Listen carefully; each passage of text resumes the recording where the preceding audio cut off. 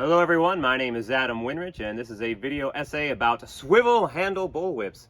They are an American icon and were invented in the United States somewhere in the mid-1800s. The reasons why they were ever made in the first place are lost to history. But I want to give you my ideas about why they were made and talk about how they were manufactured, how they were marketed, and how they were used. I'm also going to show you a few antique examples of swivel handle bullwhips and even some swivel handle bullwhips that are still being made today. So if you like swivel handle bullwhips, stick around and I hope you enjoy this video. So nowadays, when it comes to sport whip cracking or the Indiana Jones movies, pretty much nobody uses a swivel handle bullwhip. They're all fixed handles. So it begs the question, like, why would you want a handle on a bullwhip that swivels? So I think it's a good question, and I got a ton of reasons, and I've got to have my notebook out so I keep my ideas straight. They basically surround the topics of using the whip, marketing the whip, and then manufacturing the whip. And first I want to show you some kind of historical examples of whips that did have a swivel type connection on the handle. First, a couple of European examples. So this is I believe it's called a Gosel. This is from the Tyrolean Alps region, the northern region of Italy. And so you look at this whip here, it's actually attached at a right angle to the handle, and it is made so the thong and handle has a complete swivel connection. And with this right angle connection, the whip actually wouldn't function at all if it didn't swivel. So that's a historical example of a swivel handle. Whips like this have probably been made for at least 500 years in Europe. And another European example that is used on cattle, because the swivel handle bullwhip was a cattle whip. So this is the classic Hungarian cowboy whip, and the way this is made is that there's two loops, one on the end of the thong, one on the end of the handle, and they're tied together with a sling string. So this gives you essentially a swivel connection. And probably the most popular ways to crack this whip if you're working cattle is with something called the Hungarian pig drover's crack, where you're basically swinging it over your head and you just pop, pop, you just keep throwing it out kind of in a continuous flick.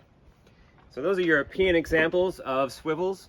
And I do have some American examples. Here's a cow whip made by Cameron Cato out of buckskin that he tanned himself. So the traditional way that Florida cow whips were put together was with a sling string, and you can see that the handle swivels all the way around. The thong isn't tied tight in there. And here's a couple more examples. Here's a Texas cattle whip made out of rawhide. This one's actually very similar to the Hungarian whip.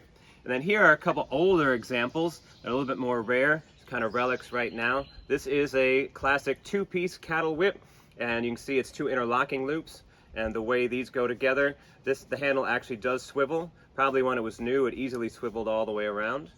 And then here's another cattle whip. This one's lead loaded and made out of deer hide, and this one is sort of attached more like that old, or not old, it's actually brand new, that Italian whip where it's a sling string and it's tied at a right angle to the handle, and this also swivels all the way around. So there were a lot of historical examples of whips that did have some kind of swivel connection.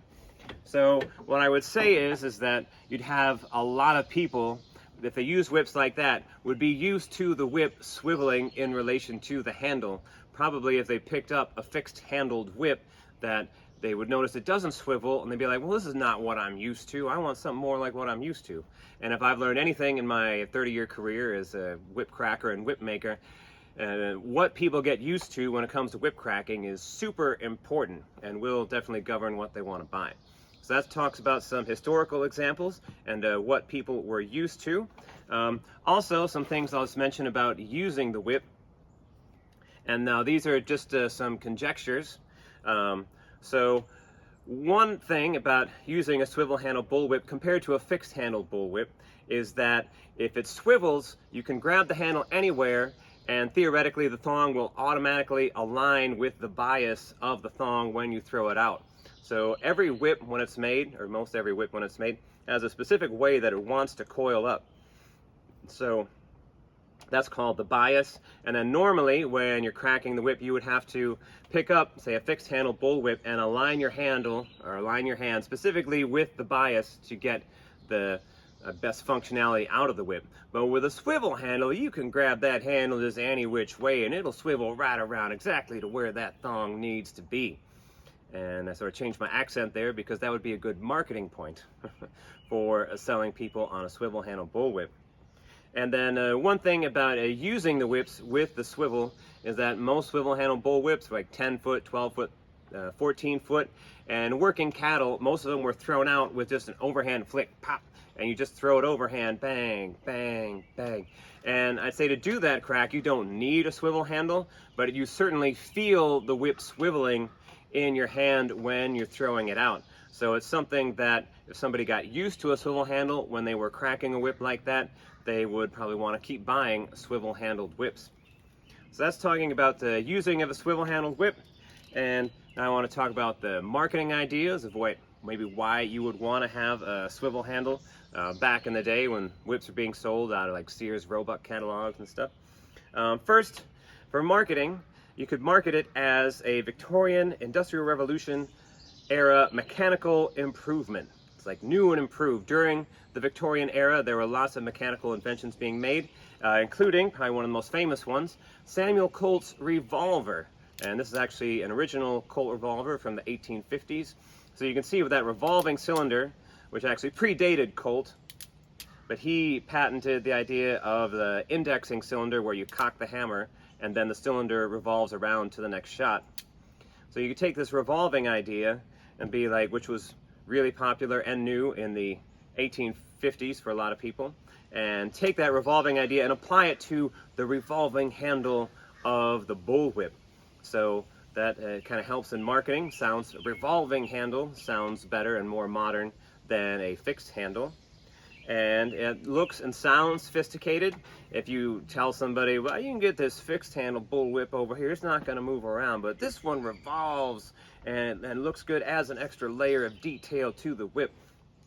I would liken it to, these days, a lot of people want to put 3, 4 plaited bellies in their bullwhips because it sounds great. However, if you don't get the ratio of the lengths of those bellies right, it's not going to work that well, but it still sounds good. So to say, revolving handle bullwhip sounds better than a fixed handled bullwhip. Also, something about marketing these whips is whips like these weren't made in factories. They weren't something that was made by your small-time one-person whip-making operation. They wouldn't have been made by cowboys themselves. They were all mass-produced in factories. So like the one example, the cow whip I had here, like this whip here obviously was made by an individual person that probably grabbed a chunk of wood, carved out this handle, had a bit of leather and some rawhide and some lead shot, and they made this whip themselves. But the swivel handle bullwhip was something that was never made by individuals. They were just a mass-produced whip. So that would make it easier to market them because you couldn't just go to your whip maker down the street and buy one from him. Let's see. So that concludes my ideas about marketing. Again, all of these are just brainstorming thoughts I had about like why would you have a swivel handle. Now I'll talk about the manufacturing of a whip. Here I'll pick up another antique swivel handle bullwhip. So this one is an Austro-American bullwhip, I believe made by the Wyeth Hardware and Manufacturing Company. So first, with the swivel handle, you have a component of the whip that is very easily mass-produced. A lot of them were made out of steel or wood, so it could be something quickly made with some hand labor, but with the use of a lot of machines. So it'd be quicker to make this part of the whip very quickly. Also, can be a cheaper way to add length and bulk to a braided whip. So the best example of that, I would say, for adding bulk is this modern Mexican swivel handle bullwhip. So you can see that the braided portion itself is actually very thin. There's not a whole lot to it, but you do have the really chunky swivel handle. So at a glance, if you don't know much about whips and you look at the profile of this whip, you're like, oh, that's got a chunky handle, I could hold on to that. And obviously this wood and the spike that goes through it makes for a much cheaper way to build up the bulk of the whip than trying to use a lot more leather to both braid the handle and build up the diameter. And well, the last thing I'll talk about with manufacturing the whips is that it was thought of as an easy way to add weight to the handle to make a heavy handle. And here's an example of a Textan swivel handle bullwhip that was marketed with a steel swivel. And it's funny, this, of all the swivel handle bullwhips I have up here, this one probably has the heaviest handle, but it also has like one of the lightest thongs. So it doesn't really help balance out the whip. It just feels like it gives a good indication of quality. Oh, that's heavy, that must be expensive. So the idea that it was an easy way to add weight to the handle was something that David Morgan would say as an advantage to the use of a swivel handle. But in most of the examples I have, including some of the historical examples like this guy here, the handle's made out of wood and it's actually not that heavy. So I'm not sure if the easy way to add weight to the handle is something we'd want to say, oh, that's in every case, that's why you'd use a swivel handle. So that's my longest, most boring part of this video essay. Why would you want a swivel handle? Talking about how the whips were used, how they were manufactured, and how they were marketed. So right here I have 4 different examples of how swivel handles could be manufactured. And so we'll start off on this side. So here's the classic Buckheimer bullwhip. So basically all this was a piece of pipe and a bolt that went through it. And then the bulk of the handle would be wrapped with paper, and then it'd have a sewn leather cover. And then here's another example that is not common now, but it used to be very common, where it's a wooden handle, and then the leather is built onto the handle to create the swivel connection. Here's an example of roughly what this handle would look like on the inside, where you've got a little knurl, and all the leather would be built up over that in such a way that the handle could still rotate. And here's another rare example of a swivel handle on this Austro-American style bullwhip. So with this one, the handle itself is actually solid. It's got a little bolt coming out the end of it, and then there's a little ring around the end of the handle, around that little bolt, and then the whip has a little keeper on the end, or a little loop, and then this rawhide goes through that and is sewn on to this swiveling ring. And then finally, here's an example of a whip that I made and my dad built the handle. This one actually has ball bearings in it. With these other examples, it may sound cool to say, oh, it's got that ball bearings in there. But I believe it's more accurately called in mechanical terms a bushing, because there are no ball bearings in these. But this one, there are rollerblade ball bearings set into either end of the handle, and then the steel rod goes through those. So here's some different ways that a swivel handle can be made. For most people in the United States who were into whip cracking before the Indiana Jones movies, and the whip that you remember and possibly had as a kid is a Buckheimer swivel handle bullwhip. And I just wanted to quickly show you these 3 examples of the 3 different models that Buckheimer offered. So the first example, this is it's a suede swivel handle bullwhip. So you can see the finish of the leather is rough. This is a 6-footer. So this is an 8-plat whip, about 6 foot long. So this is one of the models they offered. And then moving on up, the next one was called the Drover's whip. And this is probably the more classic one that everyone remembers. So this one is distinctive because it has an extra overlay or extra set of 4 strands braided into the transition. That helped bulk up this part of the whip and strengthen it. One thing that did happen with this particular whip, though, is that the leather that they used for the transition is actually the weakest leather in the whole whip. So in certain parts, it's starting to fray out, kind of like torn paper. So this whip's cracking days are done, unless I feel like cracking it really hard, and which will break it in half right here. Also, you can see this whip has a white cowhide spliced into the point. It was very common in the old days in swivel bullwhips to braid the heavy part of the whip out of cowhide, and then to braid the point of the whip out of deerskin, which was a much stronger leather. But I don't believe Buckheimer ever used deerskin in any of their whips. And then finally, I'll show you the other model. This is one that was actually given to me when I was a kid. This is the performer's model of the Buckheimer bullwhip. This particular one has a 12-plat thong and then has a pretty good shape to it. This one was actually used by a guy with the last name Kruger, who had a post office, or worked for the post office in Fall Creek, Wisconsin, where I'm from, and he carried this whip with him on his postal route in case they were dangerous dogs. So this is the performer's whip, and there's a few examples of the classic Buckheimer bullwhip. So in case you're watching this video and you've got an old bullwhip and you want to know if it can be restored, I thought I would talk about this set of whips right here that are basically in various states of messed up and probably can't be fixed. So first I'll talk about this top one. This one actually came out of the Oak Bar Ranch in Nogales, Arizona, close to the border. And so this was an old Buckheimer bullwhip, and you can see the knots are long gone on the handle. The transition fell apart a long time ago and then was repaired with a bunch of rawhide. You can see it still bends right there, maybe where like the bolt on the end broke off. So usually when it comes to deciding if an old whip can be fixed up, the first thing I do is just grab, usually the fall is gone on them, so I just grab one of the strands on the end and just sort of pull on it. And if it tears like paper, like this one did, that pretty much means this whip's using days and restoration days are long gone. That's too weak to actually work with to try to fix it up. So so this bullwhip here will probably never crack again, and that's also probably why the ranch hand at Oak Bar Ranch gave it to me for free. So that's an old Buckheimer bullwhip, and here's another old Buckheimer bullwhip. This one was actually from Fall Creek, Wisconsin. Dick Kruger's dad used it on his postal route. And this one, when he gave it to me, when Dick Kruger gave it to me, he asked if it could be fixed up, and I did the same thing I just did on that other whip, grab a little piece on the end. If it tears like paper, there's no fixing it. And in particular, this one can see that there's a bunch of broken strands right in the middle.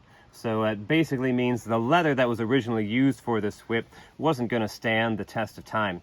But the rest of the whip and the handle is still in good condition, and its connection to Fall Creek, where I'm from, means I want to keep it. I'll probably just leave it as it is. And then finally, I'm going to talk about this guy right here. I just bought this off of eBay, and this is one of the funkiest, most, I would say, thought-provoking swivel-handle bullwhips that I bought. And so with this one, interestingly enough, first if we do the little pull test on the end, I see there's some cracks on these pieces on the end, but overall, if I grab the little end piece, it's still got a little bit of strength to it. So I bet if I wanted to, I could put a fall onto this whip and get it to crack again. What's really fallen apart on this whip is the whole handle section, and there's a lot of interesting stuff going on here. First, you can see this little chunk right here is called Spanish outside hitching. This is something that was really common in sailors' rope work. It was also called coxcombing. And so on this particular whip, this little thing here is just a decoration kind of on the end of the handle. It didn't help the functionality at all. And it looks like the coxcombing would have gone past the end of the swivel handle and finished somewhere in here, probably been bound down in between this nut and this washer, and then there would have been a knot that would have been fixed on the thong part of the whip that would have ridden over the Spanish outside hitching, allowing the whip to swivel. And then the handle was sewn with copper wire, and the covering of the bolt on the end is long gone, and the cap that would have been on there and the knot is long gone. But the handle still swivels. What's interesting about this whip is what did not fall apart, and that is the actual transition of the whip itself. Usually on whips like this part was never strong enough to stand the test of time, but the transition is still super solid. So between the transition and the fact that there's some strength left in the leather on the end means if I wanted, I could put a fall on it and still crack this whip. But still a pretty interesting, funky old whip. There are still a couple guys around that manufacture good swivel handle bull whips in case you want to get one. This top one is a nylon whip made by Christ King. Christ has been making whips about as long as I've been alive, and he's probably made some 25,000 whips. And so I bought a couple swivel handle bull whips from him. So he uses a wood handle turned out of Osage orange. He makes the knots out of kangaroo leather, and there is lead loading for the first part of the whip. Now, this is a 15-footer, and I like it a lot. And here's a swivel handle bullwhip made by Cy Davey of Australia. Cy Davey calls this his tornado whip. One of his American customers sent him an old Buckheimer bullwhip and asked him to make a reproduction of it. So Cy made this whip. Some really cool features of it are his swivel handle, which is really nice. You can see it's tapered and it is covered with braided kangaroo leather. So I say this whip by Cy is the best swivel handle bullwhip you can buy, and probably one of the best swivel handle bullwhips ever made. Now I'll go ahead and crack a few of these. I'm going to crack some of the newest swivel handle bullwhips I have, and two of the oldest. which is probably not a great idea because it could end up being the last time they ever cracked. And so first, here's my 15-foot Chris King swivel handle bullwhip.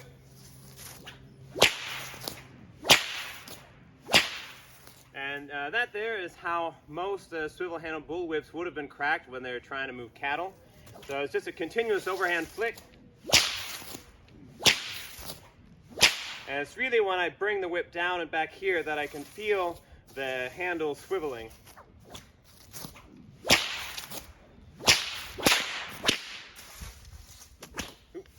The whip is longer than the trees above me, or it is too long to avoid hitting the trees up there. Anyway, so that's the 15-footer, and here is a 10-foot Cy Davy swivel handle bullwhip. Cy does a good job making these.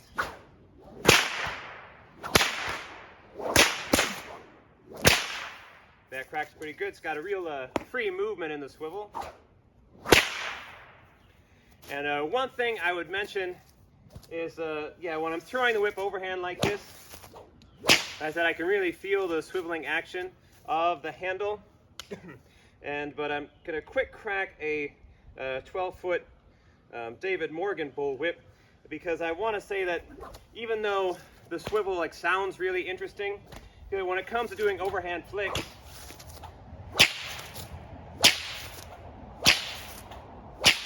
I can still do them totally fine with a fixed handled bullwhip. That's got to roll my wrist a little bit more. So I would say that the any advantage you might have with a swivel handle is just because people were used to using them. There's no distinct advantage. And also, when it comes to saying that a swivel handle is a detriment to using a whip, I think that's mostly because more of the recent examples of swivel handle bullwhips were either Buckheimer bullwhips that weren't particularly well made, or they were the cheap Mexican bullwhips or other heavy cowhide bullwhips. So the whips just didn't work that well because they weren't very well made. I've been able to do some really good targeting with my Chris King swivel handle bullwhips, and the swivel handle doesn't get in the way. All right, now I'm going to try to crack the two oldest swivel handle bullwhips that I have that I think are still in good enough condition to be cracked just a little bit. So this one here is made out of buckskin, and it is the Austro-American style whip. And I'm just gonna roll it back and forth real lightly. It's actually really, oh, hear it? It cracked a little bit. And that's all the more I want to try to crack that. And probably one reason that this whip still exists, that it wasn't all torn to pieces, is that while there's a lot of weight in the handle and a bunch of weight and lead loading here in the first part of the thong, the rest of the thong is actually really lightweight. So that means there wasn't a whole lot of force put on the body of the whip. So that means whoever used it initially probably didn't wreck it because there wasn't a lot of force put on the rest of the whip. And also, once the fall was lost, they probably stopped using it. And it wasn't discovered by a group of kids somewhere and then used in an afternoon until it was completely trashed. So that's probably a couple reasons why this whip survived. And it never would have cracked very loud even when it was new, but it would have provided an easy way to get a light, probably strike on a horse's butt if it's not paying attention. So that's about 14 foot. And then here's the last old whip I'm going to crack. I don't know what company would have made this one, but it's an interesting wood-handled, swivel-handled bull whip. And it's got the Spanish outside hitching on the transition. And the second half of the whip is braided from buckskin, which makes it stronger. So I'm just going to do a couple real light cracks with this guy. And it still cracks. Also, this whip, while it's really thick in the handle, the rest of the thong is really light. So that again means that when it was initially used, there wouldn't have been enough force on this light part of the whip to bust it all apart. Well, that's my video about swivel handle bull whips. Hopefully you watched all the way till the end. If you got any questions, you can email me at info@winrichwhips.com. My name is Adam Winrich. Thanks for watching.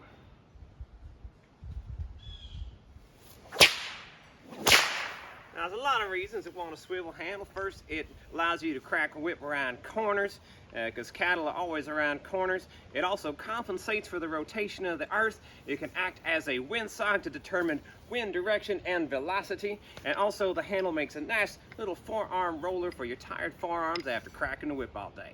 That's why you want one.